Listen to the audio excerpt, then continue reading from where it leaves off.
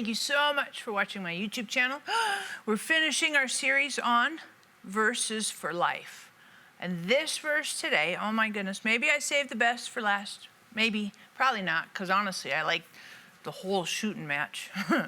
But Jeremiah 33:3. I love this verse. It's got all threes, so it's easy for me to remember. But this is what it says. It says, and this is God speaking to us, "Call to me, and I will answer you and tell you great things, great and mighty things, which you do not know.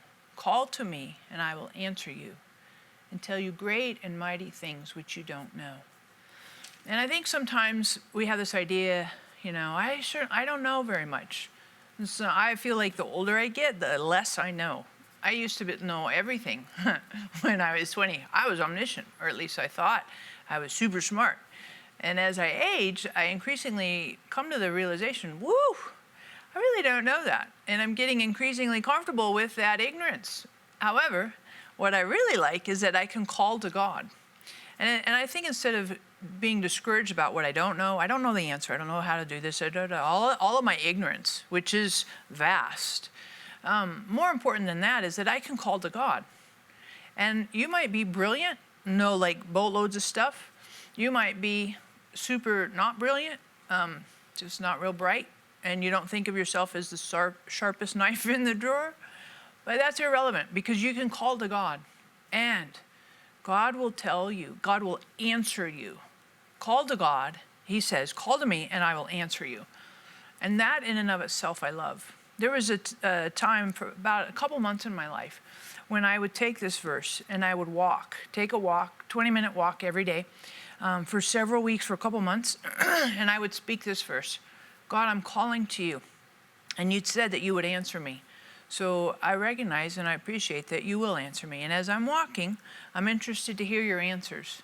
And I want to know the great and mighty things that I don't know. I mean, I can tell you all the list of things I don't know, and there's like 60 million more than that. But you know, so I'm calling to you.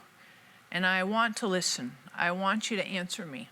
And this, in some respects, is like a promise God has made to us. Call to me and I will answer you.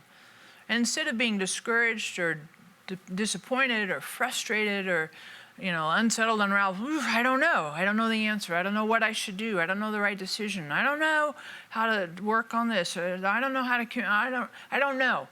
That's perfect, because that's a great place, great space for you to call to God. Whenever you say, I don't know, that's the opportunity. It's kind of should be an indicator, a key trigger to say, hey, I'm calling on you, God. And you said you'd answer me. Answer me and tell me great and mighty things that I don't know. Great and mighty things. I don't know, but you have answers. And the answers you give to me are great and mighty things that I don't know. So let's continue. Let's make it a life habit. And as we finish this series, I think if I could leave you with one thing, call to God. Call to God. And then provide opportunity to listen. Provide opportunity for God to show you, to answer you, to speak to you.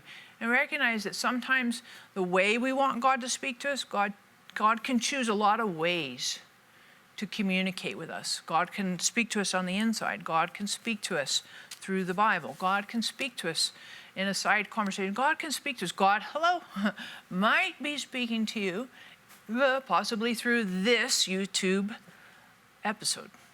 Seriously, let's be sure and make it a core priority that we call to God and let God answer, however God chooses, and that we walk with God in that fullness of who God is and all of the answers, great and mighty things that we don't know God has for us.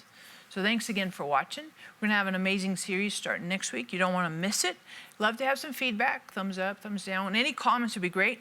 And please subscribe. That would be magnificent. And I know we're very eager to get our finishing joke. I know, don't hold your breath. This one's really good. What letter makes honey? B. B. Get it, honey? B. I know. It's super cheesy. Thanks again for watching. Catch you next week.